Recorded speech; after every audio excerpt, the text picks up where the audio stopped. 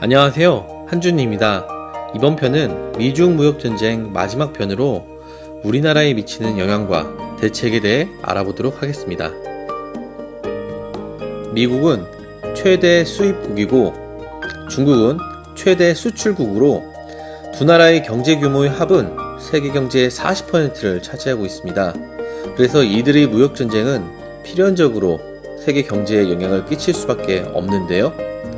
미중 무역전쟁은 결국 교역의 축소를 가져오게 되고 우리나라는 특히나 미국과 중국에 수출을 많이 하기 때문에 영향을 안 받을 수가 없습니다. 특히 중국은 우리나라가 수출 1위 국가로 총 수출의 4분의 1 정도를 차지하고 있으며 중간재를 80% 정도 중국을 통해 세계 각국으로 보내고 있는 상황입니다. 또한 미국은 우리나라 수출 2위 국가이기도 하고요. 그래서 어쩌면 가장 큰 피해자로 우리나라를 꼽는 전문가도 많은데요. 미중 무역전쟁 이후 중국의 위안화가 1% 정도 떨어진 반면 우리나라 원화는 4%나 떨어졌습니다. 또한 우리나라의 수출 자체가 0.14% 정도 떨어졌으며 5월 무역 수지가 아직 나오지는 않았지만 87개월 만에 적자가 될 수 있다는 전망도 있습니다. 그렇다면 우리나라는 어떤 대책을 마련해야 할까요? 우리나라는 수천 년 동안 약소국이었고 주변 강대국들의 정세에 따라 많이 흔들려 왔습니다. 이번 미중 무역전쟁 역시 이런 통상 환경 자체를 개선하기는 어렵고 국제적인 상황을 잘 이용해서 해결해 나가야 합니다. 사실 중국이 최근 경제적으로 급성장하는 배경에는 불법과 편법이 있었는데요. 이는 처음에 이야기했던 덩샤오핑의 선부론의 영향이며 부자가 될 수만 있다면 방법은 중요치 않다는 생각이 중국인에게 뿌리내려져 있습니다. 이번 미국과 중국의 협상 실패 역시 직접 개성권, 저작권, 그리고 중국 진출 시 강제적 기술 이전 등의 기술 침해로부터 기술적 우위를 지키려는 미국의 압박을 중국이 거절했기 때문이라고 보는 시선이 많은데요. 따라서 우리나라 역시 이러한 점을 이용해 중국이 미국의 눈치를 보는 동안 중국보다 우위인 기술력을 이용해 그쪽 부분 수출을 늘려야 합니다. 이러한 시도는 실제로도 이루어지고 있는데요.